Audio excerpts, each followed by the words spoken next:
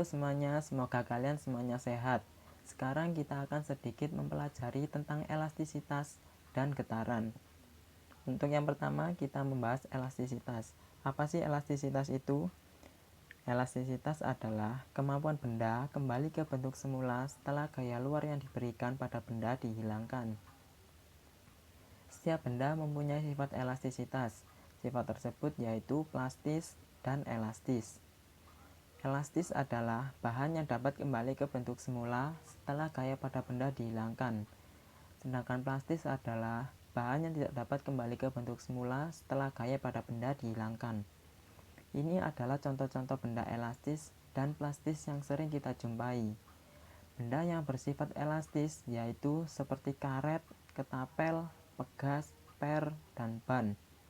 Sedangkan benda plastis yaitu plastisin, tanah liat, adonan tepung, dan adonan semen. Ini adalah contoh gambar benda elastis, sedangkan ini adalah benda plastis. Kemudian komponen-komponen elastisitas.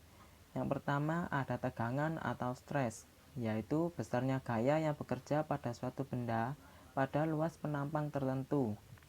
Yang kedua ada regangan atau strain, yaitu perubahan relatif ukuran benda yang mengalami tegangan. Dan yang ketiga ada modulus elastis atau modulus Young, yaitu besarnya gaya yang bekerja pada luas penampang tertentu untuk meregangkan benda. Untuk rumus bisa kalian lihat di sampingnya ya. Selanjutnya batas-batas elastisitas. Jadi apabila gaya F semakin diperbesar hingga melewati titik B, batas elastisitas sudah terlampaui. Akibatnya setelah gaya F dihilangkan, bekas tidak bisa kembali ke bentuk semula atau bekas akan bersifat plastis. Nah, kalau gaya F terus diperbesar sampai titik C, bekas akan patah. Itulah mengapa tidak menutup kemungkinan benda yang bersifat elastis dapat menjadi plastis atau bahkan hancur. Balik lagi ke seberapa besar gaya yang diberikan pada benda tersebut. Untuk kejelasannya, batas bisa kalian lihat pada gambar di samping ya.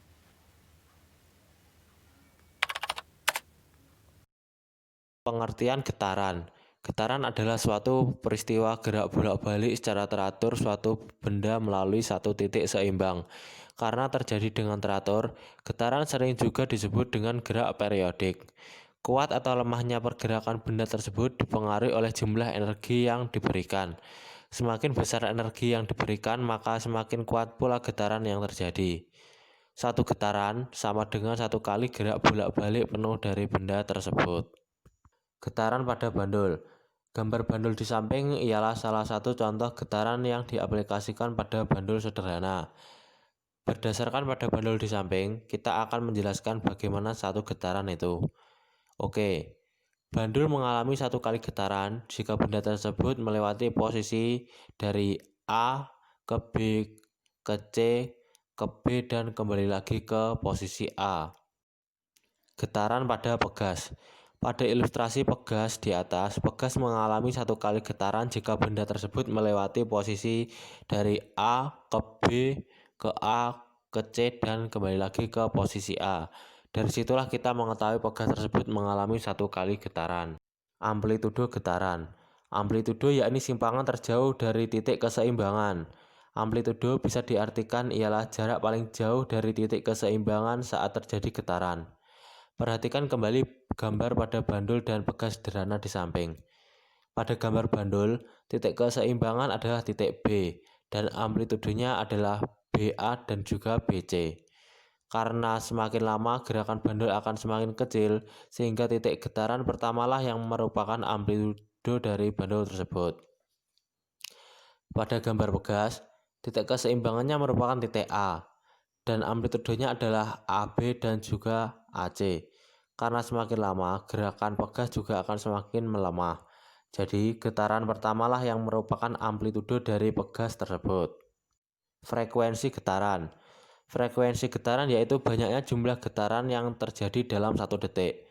Satuan frekuensi dalam sistem internasional yaitu Hertz atau yang disingkat Hz. Dalam fisika, frekuensi disimbolkan dengan huruf F kecil dan rumusnya adalah sebagai berikut. F sama dengan N per T, di mana F berarti frekuensi dengan satuan Hertz disingkat Hz, N adalah jumlah getaran, dan T adalah waktu dengan satuan sekon dan juga disingkat S. Periode getaran. Periode yaitu waktu yang diperlukan untuk melakukan satu kali getaran. Satuan periode dalam sistem internasional adalah second atau biasa disingkat S. Dalam fisika, periode disimbolkan dengan huruf T kapital. Rumusnya adalah sebagai berikut.